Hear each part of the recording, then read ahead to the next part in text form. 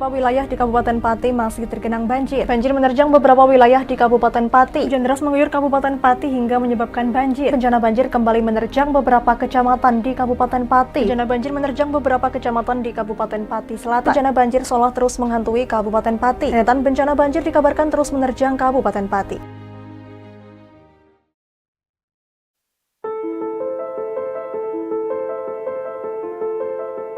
Sudah sekitar 1 minggu, hujan dengan intensitas sedang hingga tinggi, disertai cuaca yang sangat ekstrim di wilayah Kabupaten Pati jelang akhir tahun lalu, mengakibatkan daerah aliran sungai di wilayah Kabupaten Pati tidak mampu menampung debit air hujan dan meluap menggenangi beberapa kecamatan di Kabupaten Pati. Sedikitnya 9 kecamatan terendam banjir, seperti di Kecamatan Gabus, Kecamatan Kayen, Kecamatan Juwana, Kecamatan Jakenan, Kecamatan Pati, Kecamatan Tayu, Kecamatan Sukolilo, Kecamatan Dukuseti, dan Kecamatan Batangan. Sedikitnya 4.558 rumah terdampak bencana banjir. Akses warga dan fasilitas publik lumpuh, puluhan sekolah diliburkan, hewan ternak mati, hingga tertutupnya akses jalan warga. Lantas, apa penyebabnya hingga alam murka? Apakah ulah tangan manusialah yang menyebabkan bencana ini terus terjadi? 3 bulan terakhir banjir telah mengepung Kabupaten Pati, Jawa Tengah. Berbagai dugaan penyebab bencana telah dipetakan. Justru, kondisi banjir dari tahun ke tahun kian parah. Ulah-ulah manusia ikut menjadi dalang dari murkanya alam. Berbagai lapisan masyarakat, aktivis, serta organisasi lingkungan mencoba memecahkan sebab.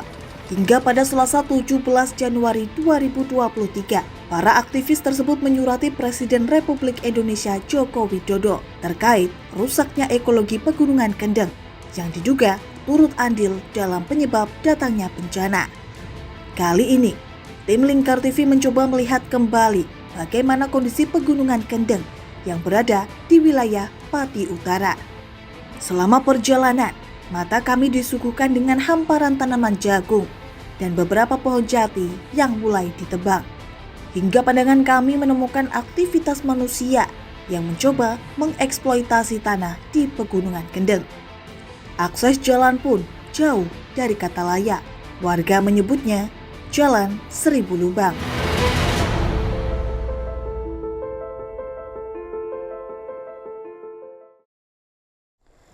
Penambangan yang masif dilakukan oleh manusia dan juga penggundulan hutan yang ada di kawasan Pegunungan Kendeng menyebabkan berbagai bencana silih berganti datang. Tidak hanya menyebabkan bencana-bencana ini berdatangan, namun aktivitas manusia yang merusak lingkungan ini juga menyebabkan sumber air yang ada di Pegunungan Kendeng ini berkurang.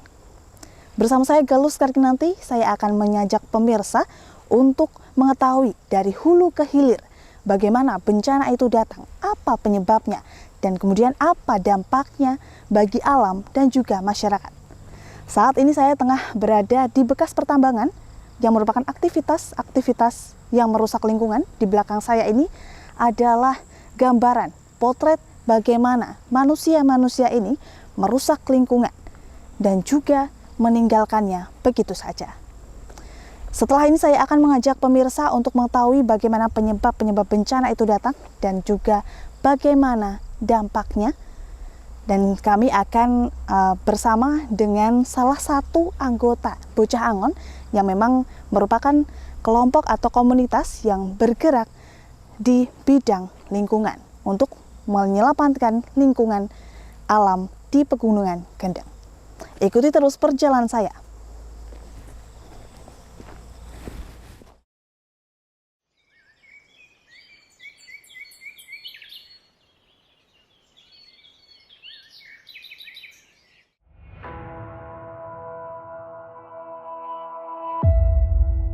Pegunungan Kendeng Utara adalah pegunungan kapur yang terletak di wilayah Jawa bagian utara.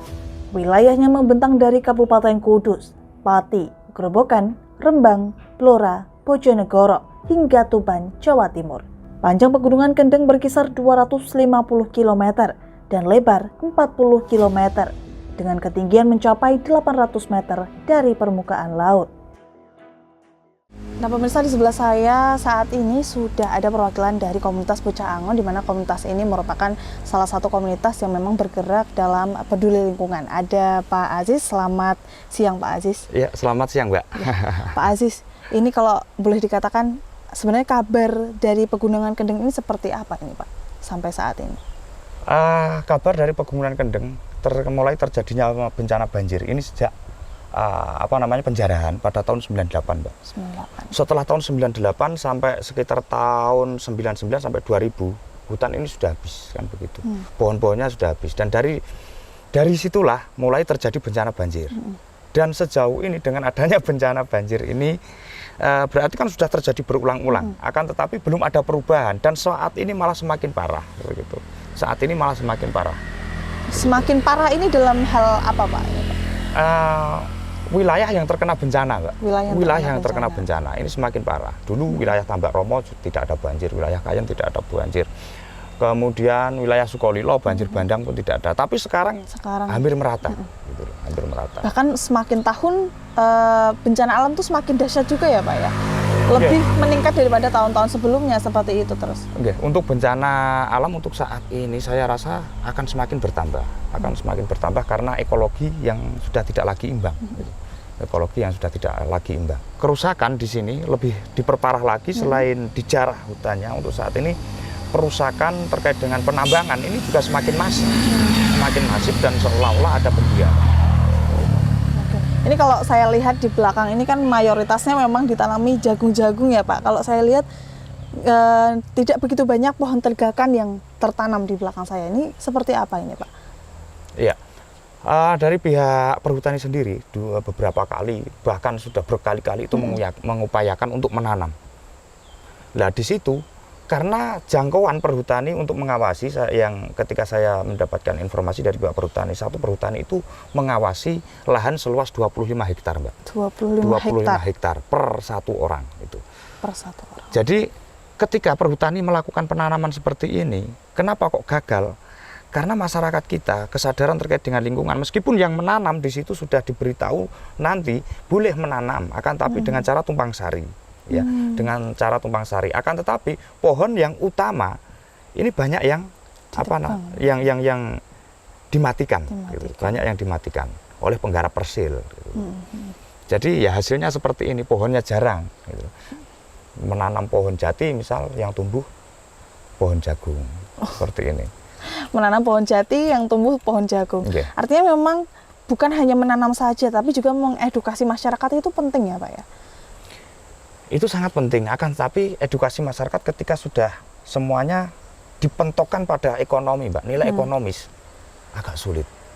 Agak sulit. Karena mereka merasa hutan ini adalah salah satu mata pencaharian untuk mereka. Gitu. Padahal salah satu fungsi hutan selain untuk mata pencaharian mereka itu juga sebagai hutan lindung terhadap bencana bagi orang-orang yang ada di sekitar Pegunungan Kendeng, di lereng Pegunungan Kendeng bagian bawah itu, yang dataran rendah. Oke. Gitu. Ini memang kesadaran masyarakat untuk saat ini itu seperti apa Pak terhadap Kendeng ini? Soalnya kan kalau misal ada banjir di bawah, otomatis yang dikambing hitamkan adalah masyarakat yang di atas kan Pak? Iya. Lah, yang di atas seperti apa ini pengelolaan ekologi di sini nih Pak? Sebetulnya yang di atas ini tidak semua, dan ini juga adanya kurang ketegasannya dari pengelola, pengelola perhutani saya rasa juga kurang tegas gitu. Apabila dari pihak perhutani mempunyai sebuah ketegasan, apabila nanti pohon ini kok mati, berarti kamu tidak boleh untuk menggarap lagi. Saya rasa itu nanti akan terkelola dengan baik. Akan tapi dari pihak masyarakat sendiri kadang ya menilai hal itu nggak tekno itu loh, masa bodoh gitu loh. Wong kadang perhutani meskipun di situ sudah dibilangi jangan ditebang pohon itu. Sepeda motor yang ada yang ditinggal jauh karena tidak ada jalan sepeda motor itu digembesi, Mbak. Jadi perhutani juga kerepotan, buah si malakama juga gitu loh. Mereka melerai atas apa yang masyarakat lakukan terkait dengan kesalahannya karena menebang pohon. sepeda motor ganti digembesi. Oh gitu. Banyak Pak kasus seperti itu di sini? Banyak, perhutani yang dikerjani juga banyak. Oh gitu. Berarti kesadaran masyarakat kita nih yang Memang sangat minim ya Pak minim. ya? Dan itu tidak tumpu pada masyarakat yang di atas. Karena seluruh masyarakat yang di atas ini malah jarang yang misalkan wilayah sini kemudian mereka ambil Tegal di sini itu agak jarang. Kebanyakan dari wilayah barat, bahkan untuk mengambil Tegal ini masyarakat sekitar. Nggih, kalau dibilang jarang nggih jarang, malah masyarakat dari luar wilayah. Yang luar wilayah yang mengambil area ini malah? Mengambil napa niku area di sekitar Gunung ini ya, Pak? nggih, di sekitar gunung. Untuk sistem pengambilan area ini sebenarnya seperti apa Pak? Izin ke perhutani atau seperti apa? Ini untuk pengambilan area ini kan karena perhutani saya rasa ini juga sudah jengkel sebetulnya, sudah jengkel terkait dengan penggarap persil karena tanamannya ini. Dan karena setiap tanaman keras yang dia tanam, yang mereka tanam itu tidak berhasil, kemudian tumbuhnya jagung, akhirnya perhutani mau tidak mau mereka dari pihak perhutani mengambil menarik iuran pada penggarap persil. Oh gitu. Jadi Ya. memang ada iuran dulu sebelum bisa menggarap lahan yang ada di Kendeng ini berarti Pak? Setelah mereka menggarap. Oh setelah menggarap? Iya. Besarannya setelah berapa menggarap. Pak? Untuk besarannya saya kurang tahu. Yang jelas di situ ketika selesai mereka panen, mereka akan membayar ke perhutani. Gitu. Kalau memang harus membayar, kemudian tidak taat aturan, artinya memang menebang pohon yang harusnya memang tetap berdiri di situ. Ada Iya. sanksi nggak Pak dari perhutani ke masyarakat? Sejauh gitu, ini Pak? belum ada sanksi, paling teguran. Tapi saya rasa kalau diberlakukan sanksi, saya rasa juga akan jalan gitu loh. Artinya memang perlu adanya sanksi itu ya Nggih, Pak? perlu adanya sanksi agar aktivitas perhutani untuk pengelolaan hutan jalan, kemudian aktivitas ekonomi masyarakat juga jalan. Jadi harus ada saling pengertian begitu. Artinya nanti memang ekologi di Kendeng ini memang akan seimbang gitu, Nggih, Pak? akan seimbang. Nggak jomplang Begitu. satu gitu. Ini kalau boleh dipresentasikan ada berapa persen yang ditanami jagung dan berapa persen pohon tegakan ini Pak? Untuk misalkan kita pakai presentasi 100%. Ya. Mungkin untuk pohon jati yang ada di wilayah Pegunungan Kendeng ini pohon jatinya sekitar 30%. Yang lain sudah lahan 30%. persil. Lebih banyak pohon persilnya. Oke. 30% pohon jati, 70%-nya jagung Persil. dan juga yang lainnya ya Pak ya. Ini kalau saya lihat juga pohon jati yang di sini memang masih kecil-kecil juga ya Pak. Iya, ini baru. kisaran umur berapa Pak? Kalau boleh Ini kisaran umur 3 tahunan. Meski sekian tahunan ini ya. 3 tahunan. baru ya. Artinya memang apakah pohon-pohon yang besar memang sudah ditebang semua ataukah ini baru penanaman yang pohon jati ini Pak? Untuk pohon yang besar, perhutani sendiri sebetulnya kan punya jarak untuk panen. Jarak untuk panen kurang lebih, saya dengar itu kurang lebih 15 tahun mereka akan memanen. 15 tahun mereka akan memanen. Karena BUMN juga membutuhkan hasil untuk dilaporkan ke negara gitu. Jadi 15 tahun mereka menanam. Tapi karena dari pihak perhutani ini menanam juga tidak berhasil, kemudian untuk menutup anggaran ke pemerintah juga tidak cukup. Akhirnya mau tidak mau orang-orang yang menanam ini akhirnya ditarik niku. Jadi tarikan itu mungkin untuk laporan ke negara gitu. Gitu.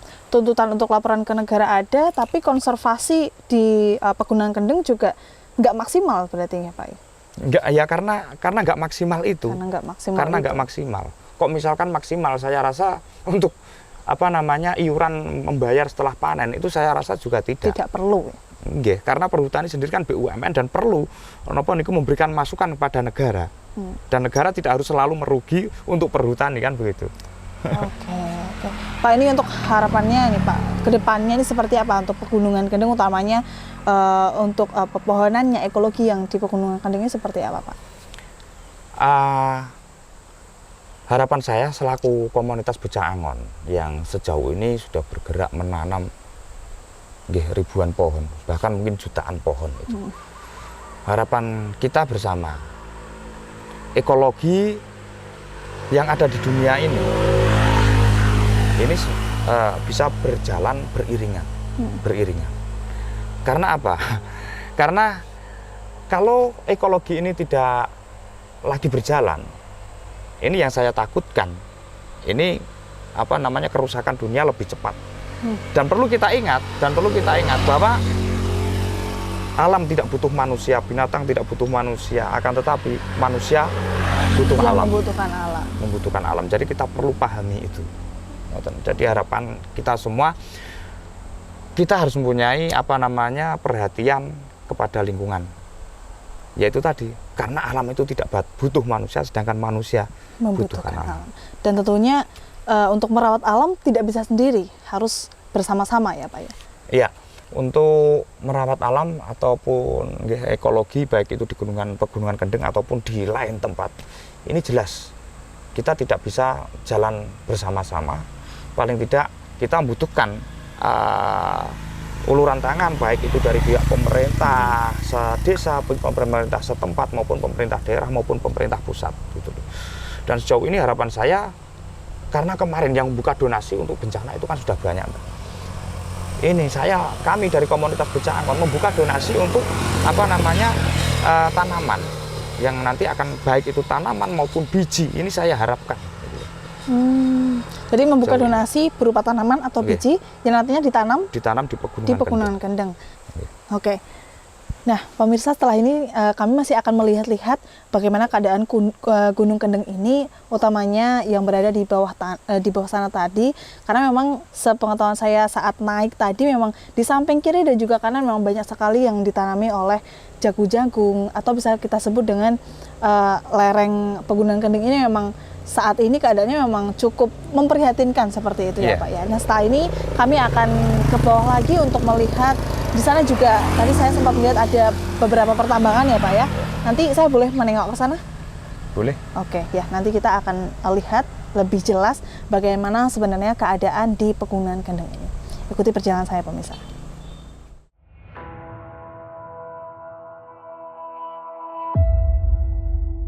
Deforestasi hingga alih fungsi hutan kendeng yang juga merupakan hutan sosial tersebut menjadi PR besar masyarakat dan pemerintah. Upaya pemerintah dengan rencana merehabilitasi Pegunungan Kendeng dengan konsep agroforestry atau perpaduan antara pertanian dengan kehutanan nampaknya juga perlu menumbuhkan kesadaran masyarakat untuk ikut serta mengembalikan kelestarian Pegunungan Kendeng. Jangan sampai upaya rehabilitasi ini hanya akan membara di awal saja, tanpa ada kelanjutan perawatan pepohonan yang ditanam, atau yang lebih parah, ditebang kembali lantaran alasan ekonomi. Nah, ini tepat di belakang kami ada membentang Pegunungan Kendeng dari sisi kanan hingga ke sisi kiri. Ini keadaannya seperti apa Pak kalau dilihat dari bawah ini Pak? Kalau bisa dijelaskan. Ya, kalau kita lihat dari bawah, untuk musim penghujan seperti ini, ya kelihatan hijau. Kelihatan hijau ya? Kelihatan hijau. Karena musim penghujan? Karena musim penghujan. Tapi ketika nanti sudah musim kemarau, nanti akan terlihat aslinya Pegunungan Kendeng yang kondisinya sangat memprihatinkan. Itu seperti apa nanti akan terlihat. Biasanya seperti apa nih Pak? Kalau dilihat dari sisi sana Pak, itu kan sudah kelihatan ada yang gundul, kemudian ada banyak sekali pohon jagung itu Pak. Nah, kalau dilihat dari sana, ketika kemarau, nanti terlihat sangat gersang itu, terlihat sangat gerang. Bahkan tidak hanya di sana, terlihat gersang semua. Itu kalau di sisi belakang itu ada pertambangan, itu memang bisa dilakukan di sana atau gimana Pak? Ya, itu pertambangan yang dilakukan oleh CV Alam Asri. Alam Asri. Ya sudah cukup lama, kami juga sudah memberikan perhatian, himbauan, bahkan datang untuk aksi secara langsung ke tambang. Bahkan juga kami sudah sempat melakukan di Kapolres Pati itu audiensi di sana. Sudah pernah terkait penambangan ini ya Pak? Terkait dengan penambangan, tapi sejauh ini masih tetap sudah berapa tahun Pak? kalau bisa diperkirakan?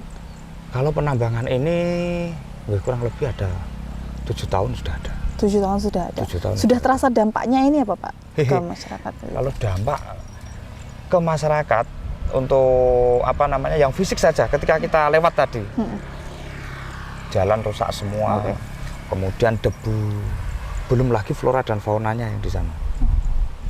Flora dan fauna jelas itu akan mengalami kerusakan di Pegunungan Kendeng, baik itu habitat dari tumbuhan maupun binatangnya.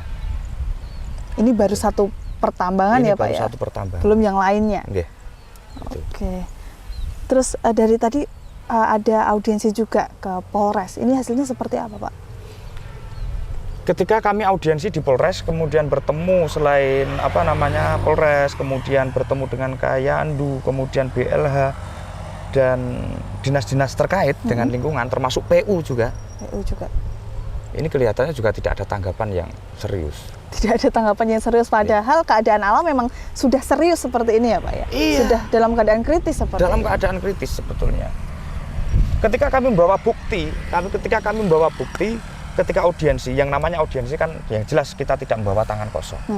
Kita bawa bukti kejadian yang selama ini terjadi di wilayah Pegunungan Kendeng, salah satunya banjir bandang.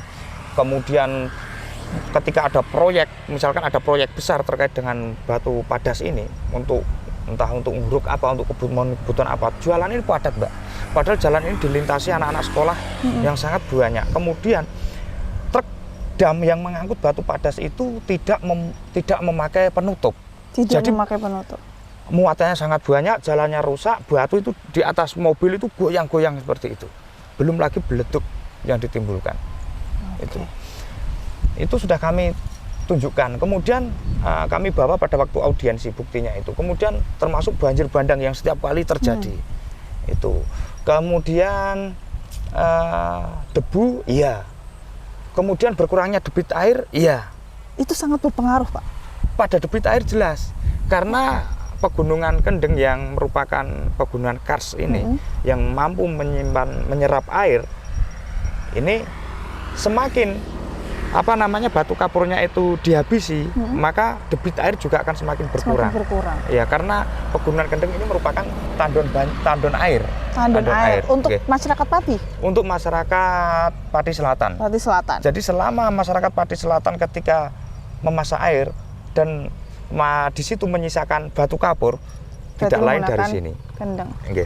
Oke. Berarti memang tidak ada action dari audiensi yang sudah dilakukan dari pemerintah. Tidak ada action. Dari ya? kepolisian sendiri, dari kepolisian sendiri juga menjanjikan nanti kami akan melakukan sweeping pada truk yang tidak menggunakan penutup dan lain-lain. Tapi pada kenyataan sejauh ini nol. Belum ada kabar gitu. Action sama sekali. Action. Tadi juga saya lihat banyak sekali lubang-lubang jalan yang memang tidak diperbaiki dan juga paling diuruk dengan batu-batu kapur. Nah itu seperti apa Pak? Udah disampaikan keluhan jalan rusak seperti itu Pak? Atau mungkin CV yang bersangkutan ikut bertanggung jawab atas kerusakan jalan atau infrastruktur yang ada di desa ini Pak? Sejauh ini terkait dengan CV yang membuat tambang dan melintasi jalan ini belum ada perhatian sama sekali. Entah perhatiannya lewat siapa, misalkan ada, kami yang jelas dari pihak masyarakat belum ada sama sekali. Tapi yang kami rasakan adalah dampak kepadatan kendaraan dengan muatan, kemudian di situ debu, itu pasti. Sampai saya itu punya ide dan gagasan seperti ini Mbak. Saking jengkelnya, wong kita juga sama-sama melihat betapa rusaknya jalan kita itu. Bagaimana kalau kita membuat sebuah objek wisata, Jeglongan Sewu, Beleduk Sewu, Pelangi 1000 Pelangi, kemudian objek wisata Kaliasat gitu loh. Iya. Itu bentuk protes juga nggak sih Pak? Sebetulnya bentuk protes. Bentuk protes. Ketika kita melihat industri wisata Jeglongan Sewu, lihat kita buka Jeglongan Sewu, pada kenyataan jalan rusak. Kemudian Kaliasat. Ketika nanti musim penghujan seperti ini Mbak, itu penuh genangan air, itu seperti sungai yang kehabisan air itu, nyemuk gitu. Kemudian untuk jeglongan-jeglongan itu, ini nanti misalkan dikasih cat, kemudian dikasih pewarna sehingga seperti pelangi, 1000 pelangi, kemudian jeglongan 1000. Itu saya rasa sebuah industri wisata yang cukup menarik apabila pemerintah atau pihak terkait tidak ada perhatian lagi. Siapa tahu dengan ada wisata seperti itu nanti pemerintah datang nih Pak. Iya datang. Kemudian memberikan perhatian khusus. Wah iya ini perlu dikembangkan. Bagaimana cara mengembangkan jeglongannya tambah sing akeh. Dalam bentuk protesnya memang bermacam-macam ya Pak. Iya. Terus ini kalau tadi dari komunitas Bocah Angon sendiri, upaya apa ini Pak untuk melestarikan Gunung Kendeng ini Pak yang ada di belakang ini? Sejauh ini untuk pelestarian Pegunungan Kendeng kami masih sama, yaitu melakukan pembibitan, kemudian menanam. Meskipun mulai tahun 2013 itu kita sudah menanam dan hasilnya juga tidak maksimal. Misalkan, kenapa saya bilang hasilnya juga tidak maksimal? Ketika kami menabur biji kelenteng randu itu mulai dari sana, itu sampai ke timur, sampai ke wilayah Kecamatan Tambak Romo, Mbak. Tumbuh. Tapi ketika musim panen jagung, persiapan lahan untuk tanam, itu akan dihilangkan.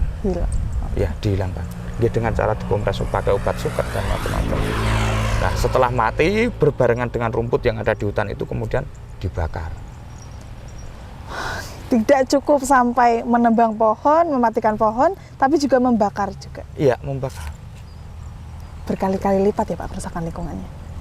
Jelas berkali-kali lipat, termasuk ketika yang saya ada ide ayo kita melakukan pembibitan buah itu.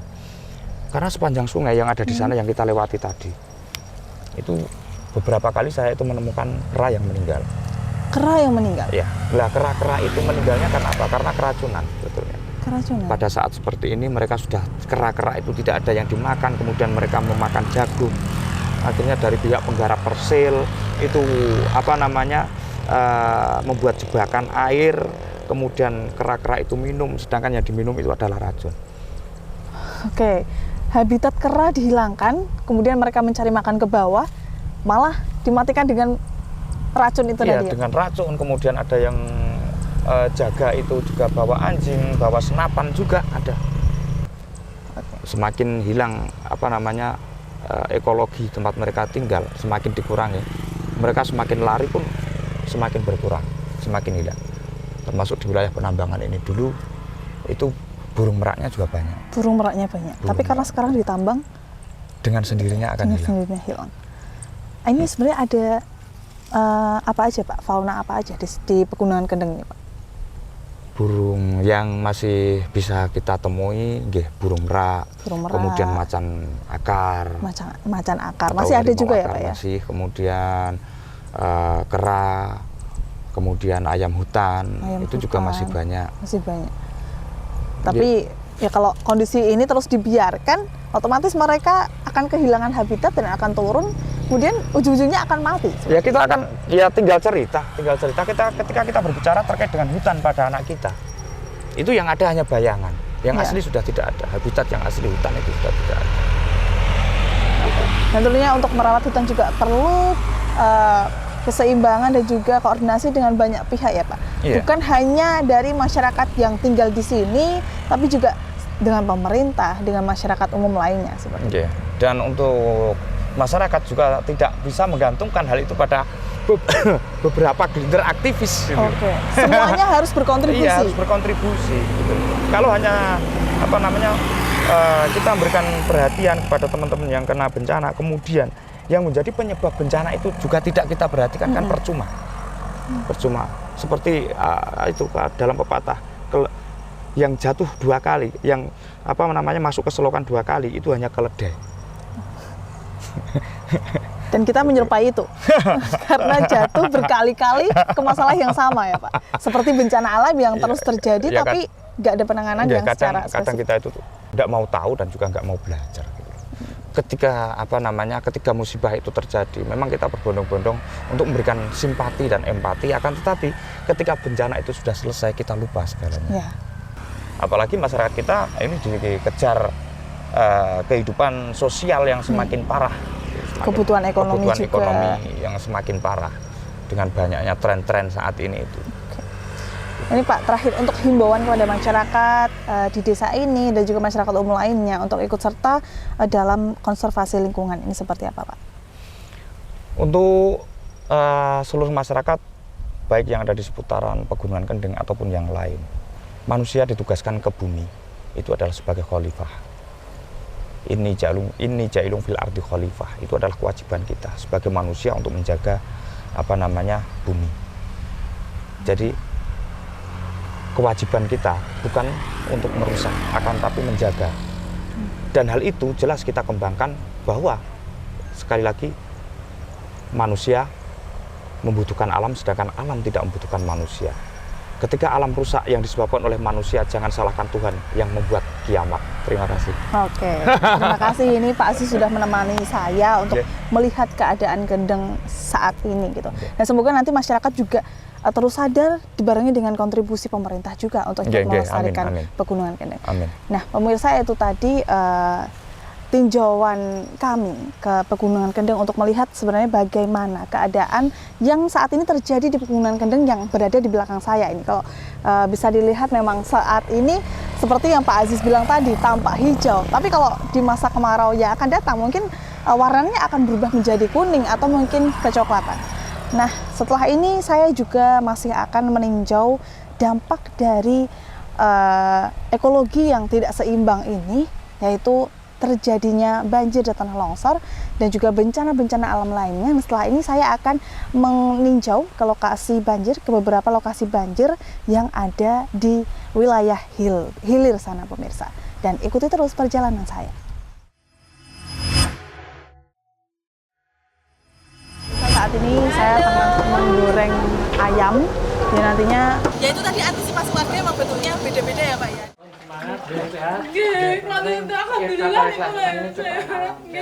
Di sini ada salah satu rumah yang memang masih terbuat dari kayu, dan kalau dilihat